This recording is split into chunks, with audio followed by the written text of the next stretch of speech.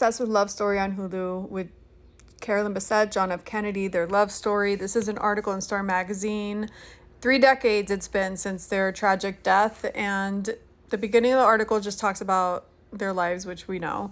Life before John, the clash between how the world saw Carolyn and who she really was is part of her lasting mystique. Born in White Plains, New York, she grew up far outside the rarefied world of the Ivy League educated Kennedy clan. After her mom, a teacher and administrator, divorced her dad, an architectural engineer, Carolyn was brought up in Greenwich, Connecticut, in a close-knit, high-achieving family. Her stepfather was an orthopedic surgeon. Older sister Lisa earned a PhD in medieval art from University of Michigan. Lisa's twin Lauren, and Lauren was the one that was in the plane with her and died as well. So they were twins, her two sisters. That's sad. She only has one sister surviving.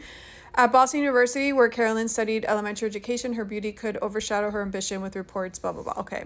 While the statuesque blue-eyed blonde was frequently painted as an ice queen, she could be, in fact, hot-tempered. A set of infamous photos showing her and John in the midst of an argument in a Manhattan park revealed months before their 96 wedding.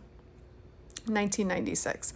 Much as she could sometimes be a handful, as Forbes recently put it, she was also warm and nurturing.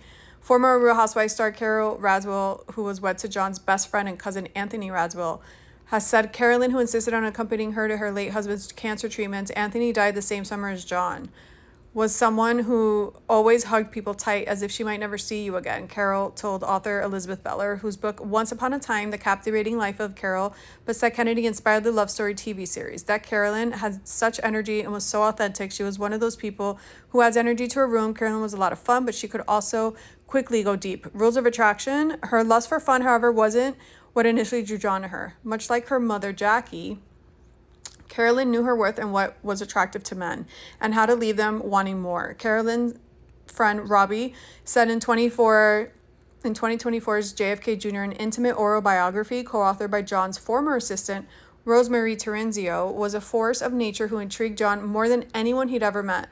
She dared to say no to JFK Jr., who at the time was considered the most eligible bachelor in the world, turning him down when he asked her out in the early 90s. According to a friend, it was the first time he'd ever been rebuffed. By the time they started seriously dating in 94, they were hardly exclusive. Carolyn had a real way about her when it came to men, sources tell Star. She was stunningly beautiful, but also incredibly charming. Guys would melt around her, and it's something she used to her advantage. She was empowered and ambitious.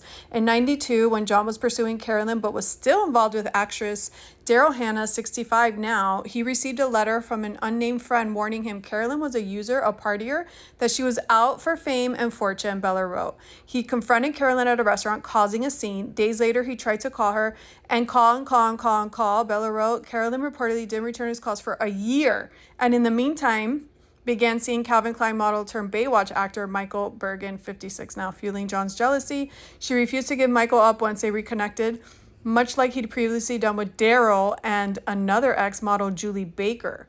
And when John proposed in 95, Carolyn didn't accept right away. According to Beller's book, she told him, "I'll think about it." For all her playing on John's insecurities, however, she was a character, and John really loved that about her. But she also stood up to him when he was wrong. For John, it was a familiar dynamic. He once told a friend, "I'm attracted to strong-willed women like my mother." Fractured fairy tale. Their final moments together were plagued by allegations of drug use and infidelity. They were both very passionate. Still, he acknowledged that John had reached a breaking point, recalling that he told a friend that he was going to separate from Carolyn, letting her know how serious things were and that they needed to make changes. By the summer of 99, pressure was mounting. John was facing financial strain as he searched for backing to sustain his struggling political magazine, George. Cousin Anthony Cancer's battle was coming to a heartbreaking close, and Carolyn remained deeply unsettled by the relentless attention that came with her life in the public eye. Their fighting escalated. John, according to another author, Klein, had told friends that he felt trapped in an abusive relationship. Earlier that year, he had joined Carolyn, already in therapy for marriage counseling, but Carolyn, Klein wrote, stormed out of the marriage counselor's office when the therapist raised the subject of her drug use, including frequent use of cocaine. They weren't on the same page about becoming parents either. Klein recounted a phone call John had with a friend 2 nights before his death. "I want to have kids, but whenever I raise a subject with Carolyn, she turns away and refuses to have sex with me. It's impossible to talk to Carolyn about anything. We become like total strangers." For her part, Carolyn was wary of raising children under constant scrutiny. I hate living in a fishbowl, she told a friend, according to Klein. John may be comfortable living like this, but I'm not. How could I bring a child into this kind of world? The distance between them continued to grow in those final days. Carolyn retreated to a separate bedroom in their New York City apartment while John decamped in a hotel. There he confided to a close friend, it's all falling apart. Those around him noticed a strain. They were spiting each other. Spiting each other, not spitting each other. Maybe Carolyn was trying to make him worry. In the end, the pair spent their last 2 nights on Earth apart. So devastating, right? This is the the plane crash incident. Unhappy families. It's been a grim winter for the Kennedys, who laid to rest JFK Jr.'s niece Tatiana, one of Carolyn Kennedy's 3 children, following her death from leukemia. On December 30th. Weeks later, Love Story debuted on Hulu. Carolyn's son, Jack, previously confirmed the family wasn't consulted on the production. Admiration for my Uncle John is great. What I don't think is great is profiting off it in a grotesque way. Jack also criticized super producer Ryan Murphy for making millions without contributing to the causes John championed or the legacy of public service he represented. As Love Story premiered, Carolyn and Lauren Bessett's only surviving sibling, Lisa, now 61, an art scholar and Lauren's twin, was photographed for the first time in 28 years outside her Michigan home. She and Bessett have never spoken out about the tragedy. The retelling has been very hurtful for their loved ones, too, a source tells. I have to imagine this has to be heartbreaking every time there's a Dateline 2020, 48 hours, these documentary type things. The fact that they don't have to get permission from the people's family or the people that it happened to, and the fact that they can kind of twist it and make it look however they want, I think that's kind of nuts. They can kind of lie and make it look like something happened when it didn't. And I think that's crazy. And it must be devastating. If I lost someone I loved and I had to see it improperly remade on TV, that would piss me off.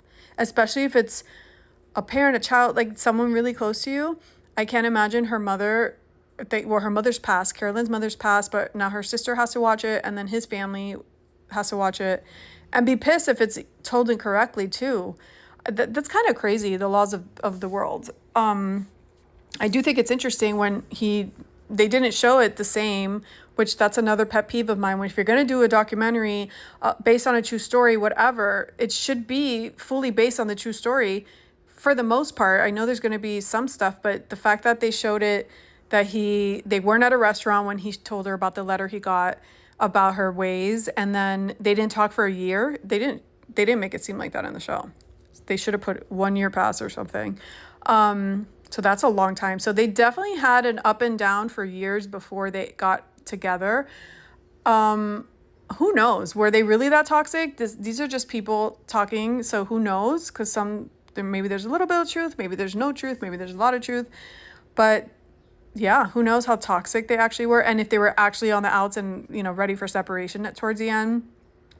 I will say the last episode of Love Story that came on last week, they got married and the mom made a speech, and the mom she basically was saying, I don't know if I trust this doesn't seem like it's for my daughter, she's losing herself, like, are you going to make the right decisions for her in the future and not for the public? And I have to think, when this happened to her daughters, both her daughters she lost, if she was thinking, I knew this wasn't right. Maybe mothers have an instinct for their children, and maybe she always knew it was a bad idea. And that just makes my skin tingle, right? Because the mom knew. The mom knew. Any other, you would think most mothers would be, ecstatic that their daughters with the hottest man, the most desired bachelor out there from an affluent family. But the mom knew. The mom wasn't on board. And that's kind of crazy. She probably had a sick instinct about her daughter. So,